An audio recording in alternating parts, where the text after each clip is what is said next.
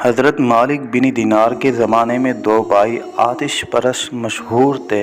ایک دن چھوٹے بھائی نے بڑے بھائی سے کہا کہ بھائی، آپ نے 73 سال آگ کی پرستش کی ہے اور میں نے 35 سال۔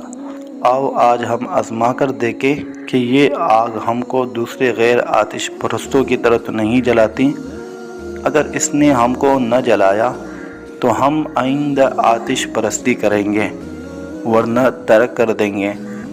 چنانچہ اس نے آگ جلا کر بڑے بھائی سے کہا کہ آپ پہلے آگ پر ہاتھ رکھیں گے یا میں رکھوں؟ اس نے کہا کہ تم پہلے ہاتھ رکھو۔ جب چھوٹے بھائی نے آگ پر ہاتھ رکھا تو آگ نے اپنی خاصیت کے مطابق اس کی انگلی جلا دی۔ اس پر اس نے آگ سے ہاتھ کھینچ کر کہا کہ ہائے افسوس، میں نے تجھے اتنے عرصے تک پوجا، پھر بھی تو نے میری انگلی جلا دی۔ آخر اس نے اپنے بڑے بھائی سے کہا، آخر ہم ایسی ذات کی عبادت کیوں نہ کریں جس کی برسوں کی نافرمانی اور گناہ پر اگر ہم سچے دل سے توبہ و استغفار کر لیں تو ہمیں معاف فرما دے۔ یہ بات بڑے بھائی کی سمجھ میں بھی آ گئی اور دونوں بھائی صحیح راستے کے متلاشی بن کر حضرت مالک بن دینار رحمۃ اللہ علیہ کی خدمت میں حاضر ہوئے۔ تو کیا دیکھتے ہیں کہ حضرت مالک بن دینار بصرہ میں لوگوں کو واعظ سنا رہے ہیں۔ ان کو دیکھ کر بڑے بھائی کہنے لگے کہ میں مسلمان نہیں ہوتا، کیونکہ میری عمر کا زیادہ تر حصہ آگ کی پرستش میں گزرا ہے۔ اب اگر میں مسلمان ہو گیا تو میرے گھر والے مجھے ملامت کریں گے، اور میں ان کی ملامت کے مقابلے میں آگ کو ترجیح دینا چاہتا ہوں۔ چھوٹے بھائی نے سمجھایا کہ لوگوں کی ملامت تو ایک دن زائل ہو جائے گی، لیکن دوزخ کی آگ زائل نہ ہوگی۔ مگر بڑے بھائی کی سمجھ میں نہ آیا اور وہ بد نصیب واپس چلا گیا۔ لیکن چھوٹا بھائی اپنے بیوی بچوں کو لے کر حضرت مالک بن دینار رحمۃ اللہ علیہ کی خدمت میں حاضر ہو گیا اور واعظ سے فارغ ہونے کے بعد تمام ماجرا ان کو سنایا اور درخواست کی کہ اس کو بیوی سمیت بچوں کے مسلمان بنائے۔ چنانچہ مالک بن دینار رحمۃ اللہ علیہ نے ان سب کو مسلمان کیا، اور اس نوجوان نے جب مسلمان ہو کر واپس ہونا چاہا تو حضرت مالک بن دینار رحمۃ اللہ علیہ نے فرمایا، میں تمہارے لیے اپنے شاگردوں سے کچھ جمع کر دوں؟ جس پر نوجوان نے عرض کیا کہ میں کچھ نہیں چاہتا، اور واپسی میں ایک ویرانہ میں آباد گھر دیکھ کر اس میں مقیم ہو گیا۔ صبح کو بیوی نے کہا کہ بازار جا کر کوئی ایسا کام تلاش کرو جس سے بچوں کی گزر ہو سکے۔ چنانچہ وہ نوجوان معاش کی تلاش کے لیے نکلا، مگر کہیں کوئی مزدوری نہ ملی۔ تو اس نے سوچا آخر اللہ تعالیٰ ہی کی مزدوری کیوں نہ کروں۔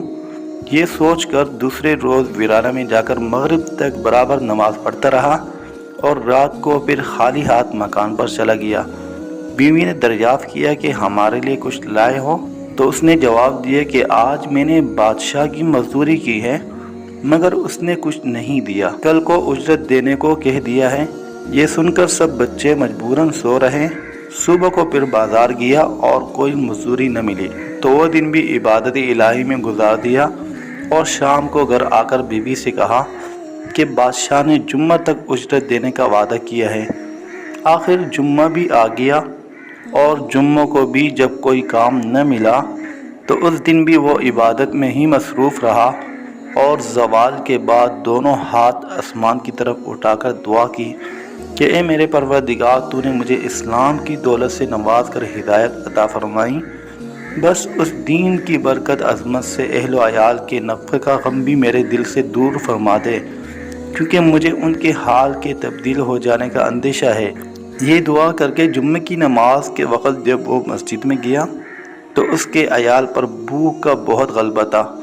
اتفاقاً کسی شخص نے آ کر اس کا دروازہ کھٹکھٹایا، جس کی آواز سن کر اس کی بیوی باہر آئی تو کیا دیکھتی ہیں کہ ایک خوبصورت نوجوان سنہرے رومال سے ڈھکا ہوا ایک طباق لے کے کھڑا ہوا ہے اور کہہ رہا ہے کہ اس کو لے لو، اور اپنے شوہر سے کہہ دینا کہ یہ اس کی 2 دن کی مزدوری ہے، اگر تم زیادہ کام کرتے تو مزدوری اور زیادہ ملتی۔ چنانچہ اس عورت نے طباق کھولا تو اس میں 1000 اشرفیاں تھیں۔ ان میں سے ایک اشرفی لے کر ایک نصرانی صراف کے ہاں گئی، جس نے اشرفیہ کا وزن کیا تو 2 مثقال سے زیادہ اتری۔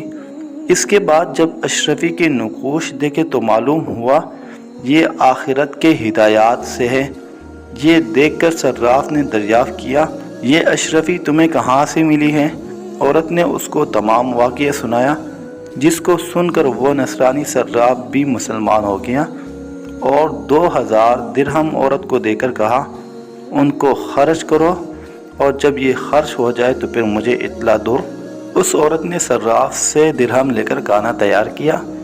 ادھر اس کا شوہر مغرب کے بعد جب گھر آنے لگا تو نہایت خشوع و خضوع سے 2 رکعت ادا کر کے رومال میں مٹی باندھ لی اور دل میں خیال کیا کہ جب بیوی تقاضا کرے گی تو کہہ دوں گا کہ اس میں آٹا ہے اور یہی میری کام کی مزدوری ہے۔